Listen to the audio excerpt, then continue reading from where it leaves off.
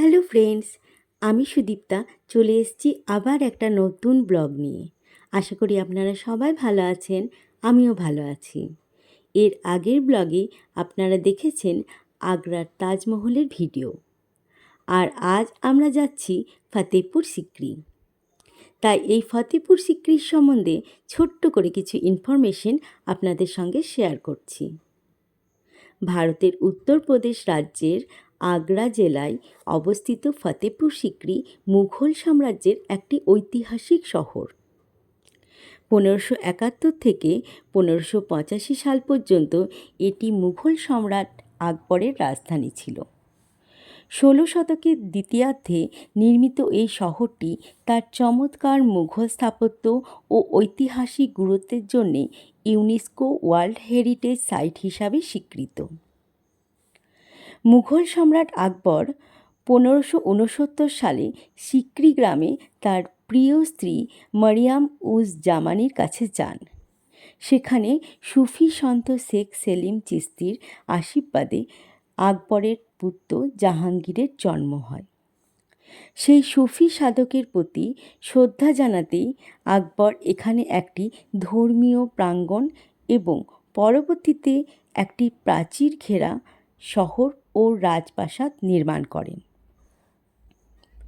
1571 আকবর এই শহরটিকে তার রাজধানী হিসাবে ঘোষণা করেন এবং এর নাম দেন ফতেপুর সিক্রি, যার অর্থ বিজয়ের শহর। ফতেপুর সিক্রির প্রধান আকর্ষণগুলির মধ্যে রয়েছে 15 মিটারেরও বেশি উঁচু বুলন্দ দরওয়াজা, যা আকবরের গুজরাট বিজয়ের স্মরণে নির্মিত হয়। আর রয়েছে সুফি সাধক সেলিম চিশতির পবিত্র মাজার।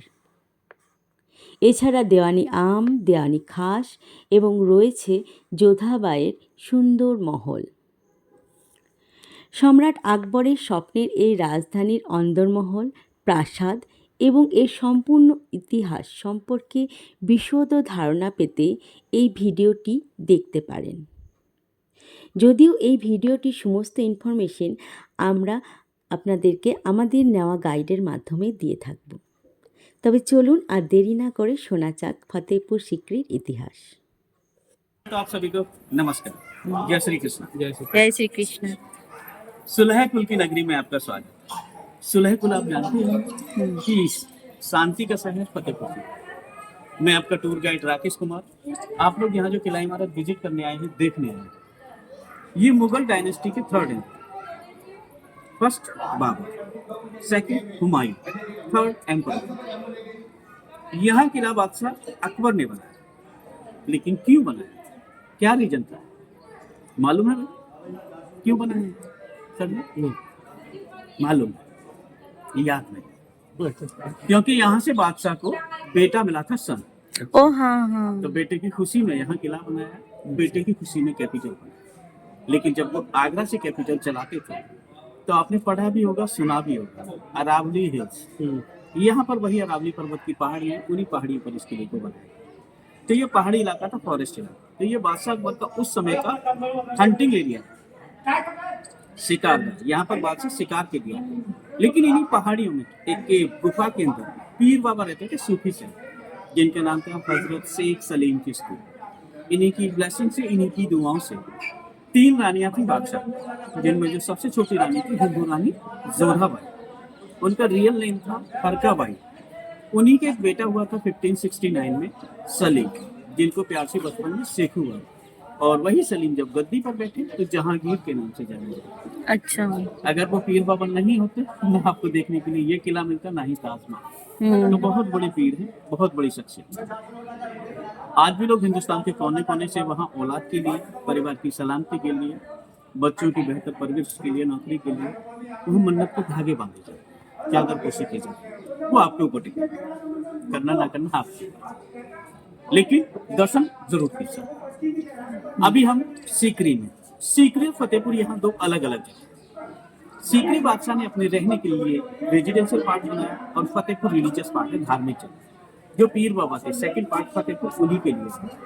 और वहीं पर एक गेट का भी कंस्ट्रक्शन था, आज दुनिया उसे बुलंद दरवाजे के नाम से, लेकिन उस दरवाजे का भी कंस्ट्रक्शन बादशाह ने जब गुजरात को जीता था दक्कन विजय आपने नाम सुना? तो उसी दक्कन विजय की जीत की खुशी में उस गेट का निर्माण किया, तो उसे जीत का द्वार भी कहा जाता है, विक्ट्री। लेकिन यहाँ शहर का नाम फतेहपुर जो दिया गया था वो भी गुजरात जीतने की खुशी में। विक्ट्री मीन्स फतेह, तो यहाँ का नाम दिया फतेह, और पुर का मतलब रहने वाले लोग। उसी जीतने की खुशी में शहर का नाम और बुलंद दरवाजे का नाम। लेकिन फतेहपुर की बात हम बाद में करेंगे, क्योंकि अभी हम सीख रही हैं। यहाँ आप लोग बैठे हुए पूरा एरिया। ये बादशाह अकबर का पब्लिक कोर्ट था, दीवाने आम। यहाँ उनका जनता दरबार था, जनता की जो भी समस्या परेशानियां हुआ करती थी यहाँ बादशाह सुनता था। आपके ठीक सामने 5 दरवाजे बने, मिडिल में तीसरे नंबर का दरवाजा बादशाह अकबर का। दोनों साइड से उनके जो 9 जेम्स थे, नवरत्न, बीरबल, तानसेन, चारों तरफ ब्यूटीफुल कॉरिडोर देख रहे हैं। इसके अंदर वीआईपी लोग, राजा महाराज, उनके बैठने के लिए इस कॉरिडोर में सिंहासन लगा। लेकिन प्रेजेंट में गार्डन देखने के लिए सब कुछ नहीं था, मिट्टी का मैदान था जो आम पब्लिक के बैठने की जगह थी। लेकिन जनता दरबार के साथ साथ एज ए कोर्ट भी था, यहाँ मौत की सजा थी। लेकिन मौत की सजा एक एलिफेंट के द्वारा, हाथी के द्वारा। लेकिन हाथी कहाँ से आया? कहाँ से आया सर? कहाँ से मैडम? कहाँ से आया? कहानी में भूल गए, गुम हो गए। जब बादशाह की मैरिज हुई हिंदू रानी जोधा बाई से, अच्छा, तो पहले डाउरी दहेज में सब कुछ है। अच्छा, धन उसमें दौलत से के दिया अलावा था। हाथी घोड़ों का ओके। भी चलन था, दास दासी का भी चलन। तो जोधाबाई का पसंदीदा हाथी था जिसका नाम था हिरण। अभी आपको गार्डन में स्टोन का रिंग दिखाएंगे जहाँ पर उस एलिफेंट को टाई किया गया। जो मौत की सजा के दोषी व्यक्ति हुआ करते उनके हाथ पांव बांधकर हाथी के सामने डाल दिया। लेकिन हाथी भी बड़ा वफादार था, ईमानदार। पहले वो उन लोगों को स्मेल करके पहचानता था कि वो लोग दोषी हैं या निर्दोष। पहचान जाते थे। दोषी हो तो ही उन्हें पैर से कुचलता था, अन्यथा उनको छोड़ भी देता था। हाथी ने उधर माफ किया तो बादशाह इधर माफ कर दिया। अच्छा, तो 1569 में सलीम जहांगीर का जन्म हुआ, ये पहाड़ी इलाका। फिर बेटे की खुशी में 70 से इस किले का कंस्ट्रक्शन स्टार्ट कराया, जो 12 ईयर्स चला, 1282। लेकिन यहाँ से रूल किया ओनली 4 ईयर्स, 4 साल, क्योंकि यहाँ 86 में पानी की कमी आई, जिसकी वजह से उनको वापस आगरा जाना। तो ये दीवाने आम था, आम लोगों के। नेक्स्ट पॉइंट आप देखेंगे, दीवाने खास, जो उनके 9 मिनिस्टर थे उनके साथ मीटिंग करते थे, वो आप अंदर चलते थे। चलने के दौरान या जब भी आपका दिल चाहे कोई भी क्वेश्चन हो जरूर पुट अप कीजिए, कोशिश करूंगा जवाब देने की। आओ बाबा, पापा से यूट्यूब पे ही आ जाओ। यहीं पर एलिफेंट को टाई किया जाता है। अच्छा, ओपन में मौत की यहाँ पर है? जी, आइए। अच्छा, কি সুন্দর না? তখন তো ময়দান ছিল, হ্যাঁ, কত বড় এরিয়া। হ্যাঁ, ওখানে রাজা বসতো নাকি? ভালো লাগছে দেখতে। কি হলো? জলদি হাঁটতে কি হয়েছে?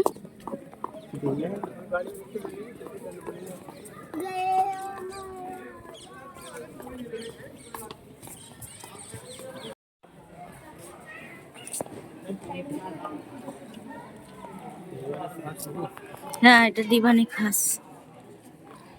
ওটা দিওয়ানে আম ছিল, মানে এটা দিওয়ানে খাস। ওটা আম জনতার সব ইয়ে হতো না, বিচার হতো, সেই জন্য দিওয়ানে আম। হ্যাঁ, এখানে দিওয়ানে খাস, মানে মন্ত্রী টন্ত্রী ধরো নাকি, মিটিং হচ্ছে। ওদের মিটিং। ये 2 मंजिल इमारत दिखाई दे रही है। হ্যাঁ, ये बाहर से दिखने में 2 मंजिल है, लेकिन अंदर से एक ही मंजिल। एक ही मंजिल? जी, इसके अंदर एक पिलर बना हुआ है, खंबा, उसी पिलर से कनेक्ट भी है। लेकिन जो पिलर बना है उसी पिलर के टॉप पर बादशाह अकबर की सीट रहती थी, जहाँ बादशाह बैठते थे।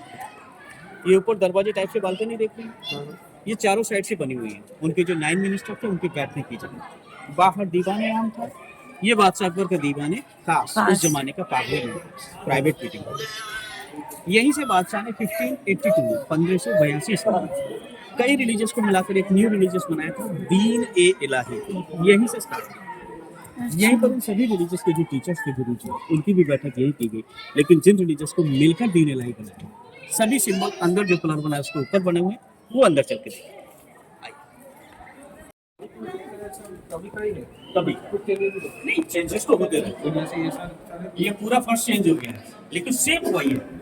अच्छा, एक खंबा है ये दरवाजा, इसके अंदर स्टेयर, सीढ़ियाँ ऊपर आने। আচ্ছা, এই সিঁড়ি সে উপর যাতে। ওয়াও, দেখো শোনা, একটাই খাম্বা, তাহলে सेम डोर उधर भी है, उधर भी स्टेयर्स ऊपर आने जाने के। अच्छा इधर वाली स्टेयर का यूज करके बादशाह पर यहाँ पे थे क्लर्क के टॉप तक जहाँ पे उनकी सीट रहती है, यहाँ बैठते हैं जी क्लर्क के ऊपर।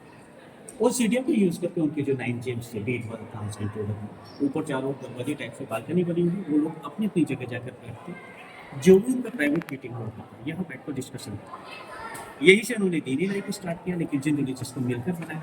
सभी सिंबल यहाँ आपके सामने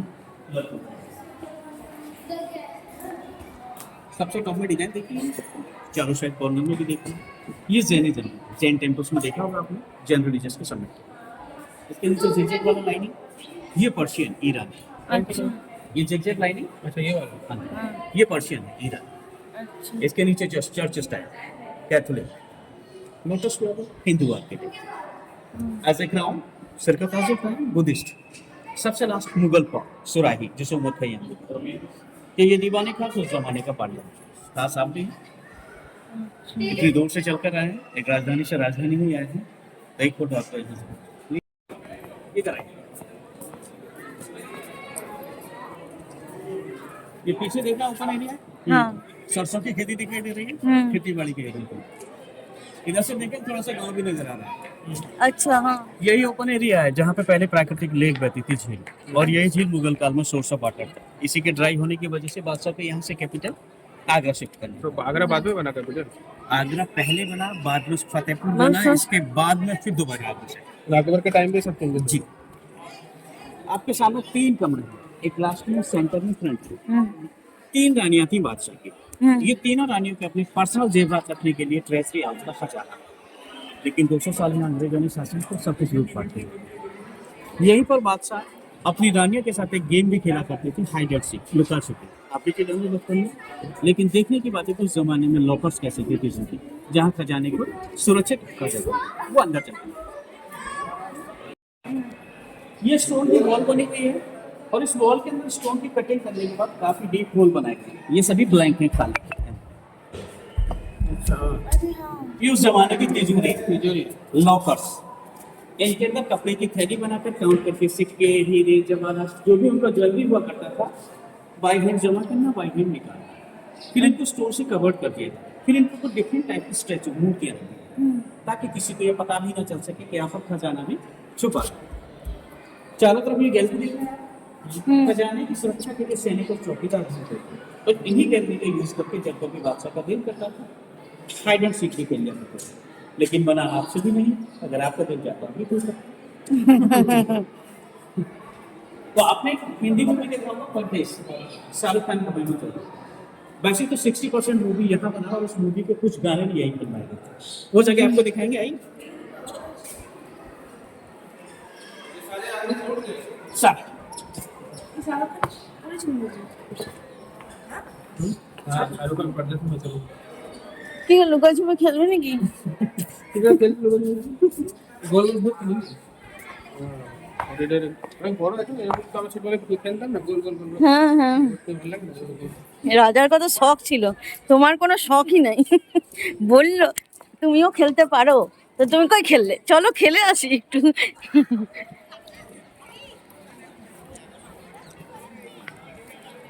बस 2 मिनट और रोकना चाहूंगा यहाँ। ठीक सामने देख रहे हैं 2 मंजिली इमारत, हाँ यहीं पर परदेश मूवी के 2 गाने फिल्माए गए। इसी अच्छा छत के ऊपर एक गाना था, आपने जरूर सुना होगा, नहीं होना था लेकिन हो गया। सेकंड सॉन्ग के इसके नीचे 2 दिल मिल रहे हैं मगर चुपके चुपके। अच्छा मूवी के लास्ट में शाहरुख खान की फाइटिंग वाला सीन था इसी छत के नीचे। अच्छा लेकिन बादशाह के समय ये जगह मदरसा थे, स्कूल, नीचे थे। बच्चे पढ़ते थे, ऊपर लाइब्रेरी। लेकिन यहाँ के जो शिक्षक थे, बादशाह अकबर की कैबिनेट में मिनिस्टर थे, जिनका नाम था अबुल फजल फैजी, जिन्होंने आईने अकबरी अकबरनामा को लिखा, यहाँ के शिक्षक हुए करते थे टीचर। और ठीक साइड से देख रहे हैं 5 स्टोरी बिल्डिंग, हाँ पंच महल, जैसे हवा महल के नाम से जाना जाता है। 3 रानियां थी बादशाह की, अलग अलग धर्म से थी। सबसे बड़ी रानी थी उनकी मुस्लिम क्वीन रुकैया बेगम, जिन्हें टर्की सुल्ताना के नाम से भी जाना जाता। ऊपर टेरिस पर जाकर रमजान के महीने में ईद का चांद देखा। सेकंड कैथोलिक क्वीन थी मरियम, गोवा के रहने वाली, क्रिसमस डे सेलिब्रेट। तीसरी हिंदू रानी जोधाबाई, आप जानते हैं करवा चौथ, चंद्रमा को जल चढ़ाते हैं, सूर्य नमस्कार करते हैं, जल चढ़ाते इस तरीके से यूज करते हैं। लेकिन हवा में हवा खाने के लिए जब मून लाइट हुआ करती थी चांदनी में, तो बादशाह अपनी रानियों के साथ जाकर चांदनी रात का आनंद लिया करें। और ये पूरा ओपन एरिया देखो, हाँ ये एंटरटेन के लिए था, मनोरंजन के लिए। बीच में स्टोन का चौकी बना हुआ है, सामने दिखाई दे रहा है, बहुत रंगीन मिजाज के बाद से। यहाँ पर मनोरंजन के तौर पर एक और गेम खेला करते थे, 64, जो पासे का गेम होता है। हम्म महाभारत में मामा शकुनी खेलते थे पासे का। तो पूरा पासे का गेम नीचे फर्स्ट पे बना है, नजदीक से देखेंगे, चारों साइड के एंगल है, एक एक फोटो भी उठा लेंगे। और ये ऑथराइज फोटोग्राफर भी, अगर आप बनवाना चाहें तो विजिट के दौरान मिल भी सकते नहीं, मैन एंगल की 4-5 फोटो बनाएंगे सिलेक्टेड पॉइंट पर। एवरी ईयर कहीं ना कहीं घूम निकलेंगे। ये महल बेगम खास रुपैया का शीश महल, इसकी सुंदरता को देखिए। अनूप, अच्छा अनूप इस पानी के तालाब। अंदर वर्षा के समय क्लीन वाटर, साफ सुथरा पानी, जिसमें गुलाब जल, गुलाब की पत्तियां, सेंट, परफ्यूम डालते हैं, उसको खुशबू के लिए बनाते हैं, बट नॉट फॉर स्विमिंग, तैरने और नहाने के लिए नहीं। स्टोन का चौकी बना हुआ है। आप लोगों ने नाम सुना होगा फेमस म्यूजिशियन तानसेन, हाँ। बैजू बाबा, उन्हीं के गाने की जगह वहाँ पर तानसेन जी बैठते और इंस्ट्रूमेंट बजाते थे, गिटार, तानपुरा, और वो जाने जाते थे मेघ मल्हार। जब वो यहाँ गाते थे तो बारिश होती थी। और बैजू बाबा जाने जाते थे फाइट सॉन्ग, दीपक राग। जब वो यहाँ दीपक राग गाते तो ऑटोमेटिक पानी पर दीपक जलता है।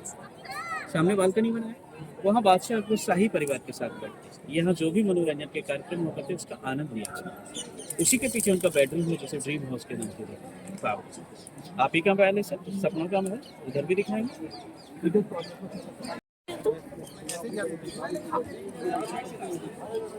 लेकिन ये उनको मेकअप रूम, श्रृंगार कक्ष, शीश महल के नाम से जाना है। इसके अंदर ये सभी आने बने हुए हैं। कलरफुल मिरर को यूज किया गया था। डायमंड कहाँ यूज किया गया मोदी? आइएगा इधर। हाँ क्या?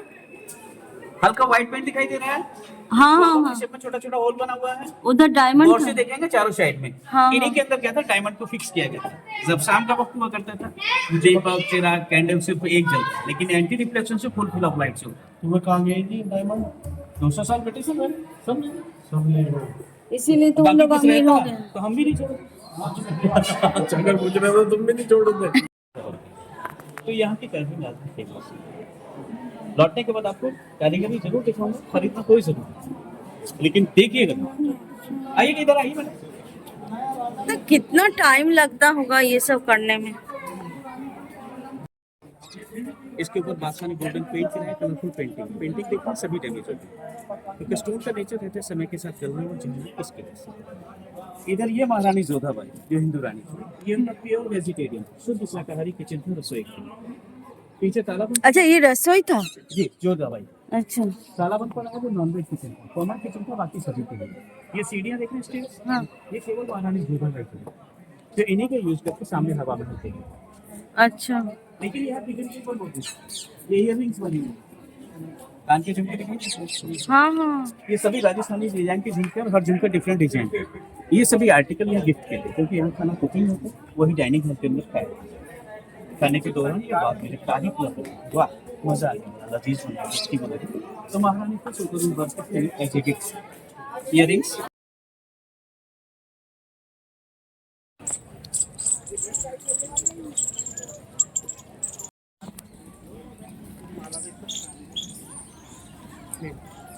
अच्छा फतेहपुर।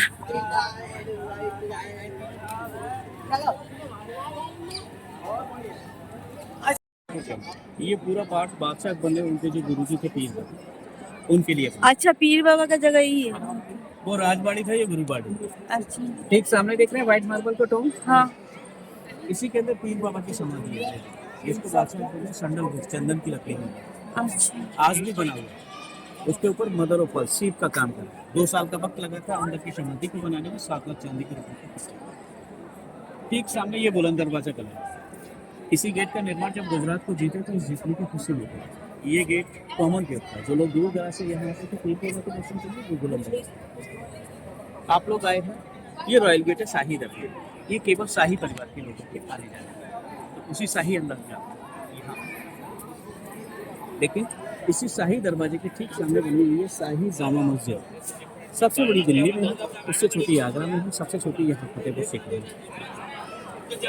बादशाह के समय से लेकर आज तक 5 वक्त की नमाज यहाँ कंटिन्यू है।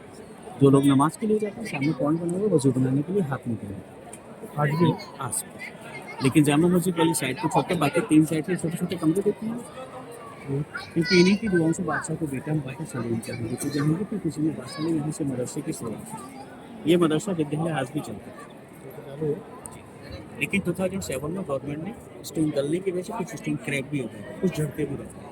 तो सेफ्टी को देखते हुए मदरसे को जामा मस्जिद के बैक साइड में नया बिल्डिंग बनकर शिफ्ट कर दिया, आज भी चलता है। बादशाह के समय बच्चों के रहने खाने की एजुकेशन की सारी व्यवस्था बादशाह की थी। आज पीर बाबा की फैमिली के लोगों की 70 चल रही थी, तो उन्हीं की देखरेख में मदरसे को दर्जा कर सकता है। ठीक सामने पीर बाबा के ग्रांड सन थे जो बंगाल के गवर्नर हुआ था, जिनके नाम थे नवाब इस्लाम, आप ही के गवर्नर। इसी के पीछे बना हुआ सीक्रेट टनल, सलीम अनारकली मोहब्बत के किस्से सुने होंगे, जहां अनारकली को पत्थर की दीवारों में चढ़वाया, तो वो टनल यहीं पर। सामने ग्रेवयार्ड देखेंगे, ये पीर बाबा की फैमिली, उनके फॉलोअर्स, मानने वाले। जेंट्स के सभी बाहर हैं, लेडीज के सभी अंदर, लेकिन सभी सिंबॉलिक मेमोरी में। यहाँ से कोई फोटोग्राफ उठाना है?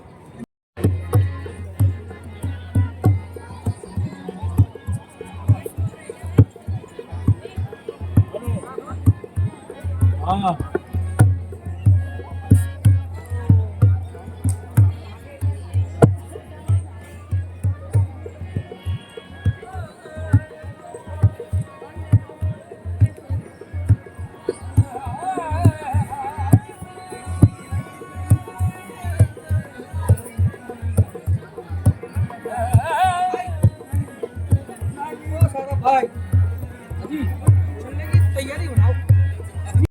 दरवाजा।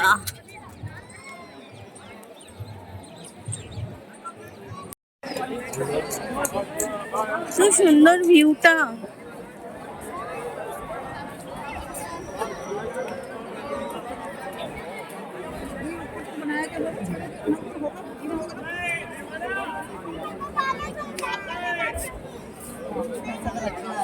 आज एक मोदी आराम से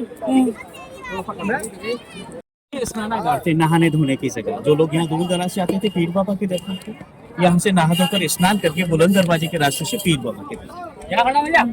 इस गेट की जो हाइट है bottom to top 176 feet, 176 feet. ये प्लेटफॉर्म बना हुआ है, यहाँ से हाइट 134, 134 फीट। इस गेट को देख रहे हैं, इसकी जो आर्च है 90 फीट। गेट के 3 साइड से देख रहे हैं, ये कुरान के 23वें पारे की आयतें निकली हैं, इसको फारसी भाषा में लिखा गया, और इसी गेट का कॉपी करके ताज महल के गेट में